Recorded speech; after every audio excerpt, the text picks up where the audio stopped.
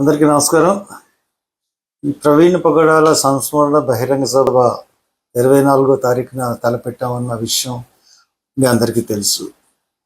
దాని గురించి police permission గురించి ప్రకృతి వేదిక పక్కన ఉన్న స్థలాల యొక్క యాజమాన్యాల దగ్గర నుంచి లెటర్స్ తీసుకుని ఎస్పీ గారికి సబ్మిట్ చేయడం జరిగింది.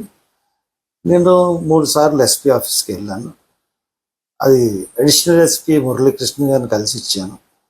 ఎండార్స్మెంట్ పంపిస్తున్నారు, పంపించలేదు. కానీ వాళ్ళు దాని మీద వర్క్ చేస్తున్నట్టుగా నాకు తెలిసింది. ఎందువలనంటే వాళ్ళు మనం యజమాని యొక్క పేర్లు కూడా వాళ్ళ ఫోన్ నెంబర్లతో ఇచ్చాం లెటర్స్. దాని సందర్భంగా వాళ్ళు యజమానులందరినీ పిలిచి మీరు ఇష్టపూర్వకంగా ఇచ్చారా లేకపోతే బలవంతం చేశారా అంటే వాళ్ళందరూ ఇష్టపూర్వకంగానే ఇచ్చాము. వాళ్ళు ఎవరో చనిపోయాము, మీటింగ్ పెట్టుకుంటాం అని చెప్పారు. దాని గురించి ఇచ్చాం. ఇది గవర్నమెంట్కి వ్యతిరేకం అంటే వ్యతిరేకం ఉంది, హర్ష్ కుమార్ గారి మీద అభిమానంతో ఇచ్చిందని వాళ్ళు చెప్పడం జరిగింది. జరిపిన తర్వాత వాళ్ళని కొంత జరిపించడానికి విసిగిస్తున్నారు. చాలాసార్లు ఫోన్లు, ప్రతి స్టేషన్ నుంచి ప్రతిసారి ఫోన్లు చేయడం, వాళ్ళని ఇబ్బందులు గురి చేస్తున్నారన్న విషయం కూడా నా దృష్టికి వచ్చింది. సరే, ఈ నేపథ్యంలో ఎస్పీ గారు ఆయన ఫోన్ ఎత్తట్లేదు. సరే అని చెప్పి రాజనారాయణ గారికి ఫోన్ చేశాను. ఫోన్ చేసి ఆయన అంటారు, వాళ్ళు ఎవరు మీకు పర్మిషన్ ఇవ్వలేదంట, మేము రికార్డ్ చేసామండి వాళ్ళ వీడియోస్ని అన్నారు. అంటేను మీరు బెదిరించి ఉంటారంటే మీ పోలీస్ స్టైల్లో వాళ్ళు మనస్ఫూర్తిగా ఇవ్వడానికి ఒప్పుకొని నాకు లెటర్స్ ఇచ్చారు తప్పితే నా మీద ఉన్న వాళ్ళకి నాకున్న సంబంధం దృష్ట్యా ఇచ్చారు. ఇప్పటికిప్పుడు సంబంధం కాదు, ఎప్పటి నుంచో ఉన్న సంబంధాలు. దాని మీద వాళ్ళు మా పక్క స్థలాలు వాళ్ళు కాబట్టి ఆటోమేటిక్గా ఇస్తారు.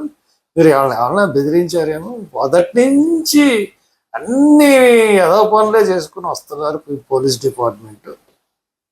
ఫ్రమ్ ది బిగినింగ్ నుంచి కూడా అన్నీ ఏదో పనులే.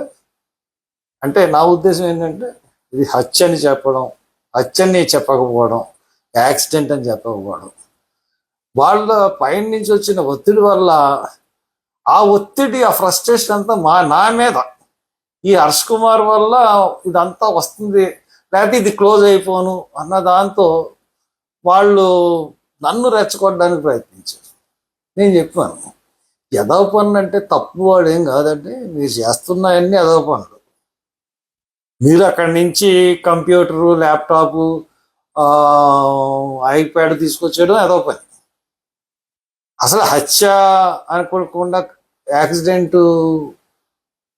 అని రుజువు చేయడానికి ప్రయత్నించడం ఎదవ పని. ఈ దొంగ సీసీటీవీ ఫుటేజీలు పెట్టడం ఎదవ పని. ఎన్ని ఎదవ పనులు చేస్తారంటే మీరు అమర్యాదగా మాట్లాడుతున్నారు పోలీస్ డిపార్ట్మెంట్. నేనేం అమర్యాదగా మాట్లాడలేదు. మీరు ఇప్పుడు చెప్తున్నాను, మీరు చేస్తున్నా ఎదవ పనులు. మీరు అన్నీ న్యాయంగా వెళ్ళట్లేదు, మీరు అన్ని ఎదవ పనులే చేస్తున్నారు. ఫ్రమ్ ది బిగినింగ్ నుంచి ఈ కేసులో ఎదవ పనులే చేస్తున్నారు. అన్నీ నేను కూడా గట్టిగా రెట్టించాను. మీరు చాలా అమర్యాదగా మాట్లాడుతున్నారు. ఆయన ఫోన్ పెట్టేశాను. ఆయన ఫోన్ పెట్టేస్తే నాకు లాభం లేదు, నాకు నష్టం లేదు. కానీ మాకు గ్రౌండ్ పర్మిషన్ కావాలి. నాకు కావాల్సింది పోలీస్ దగ్గర నుంచి. ఎందువల్లంటే లాస్ట్లో అడ్డుకుంటారు, లేకపోతే లాస్ట్లో నన్ను అరెస్ట్ చేస్తారు. నన్ను అరెస్ట్ చేసినా అడ్డుకున్నా, మొన్న ఏం జరిగింది, నన్ను అరెస్ట్ చేశారు. 25,000 మంది వచ్చి పోలీసులు అలా గెంటుకుంటూ తీసుకెళ్ళి అక్కడ ప్రవీణ్ పగడాల ఎక్కడైతే దేహం దొరికిందో అక్కడే ఎలుగెత్తిలించి ప్రార్థన చేశారు. ఇప్పుడు కూడా బహిరంగ సభ ఆగదు, ఖచ్చితంగా జరుగుతుంది. వీళ్ళు అడ్డంకులు పెడుతున్నారు. ఇన్ని అడ్డంకులు పెట్టినా మీరు వచ్చేయండి, 24న ఖచ్చితంగా జరుగుతుంది సభ, వచ్చేయండి అంటే పోలీసులు, గవర్నమెంట్, వీళ్ళు ఒక సభ పెట్టుకోవడానికి అబ్జెక్షన్ ఏంటి? ఒక సంస్మరణ సభ, బహిరంగ సభ పెట్టుకుంటానంటే వీళ్ళకి అడ్డేంటి? ఎంత ప్రభుత్వం ఒత్తిడి తెస్తుంది, పోలీసులు ఎంత ఒత్తిడి తెస్తున్నారో మీరు అర్థం చేసుకోండి.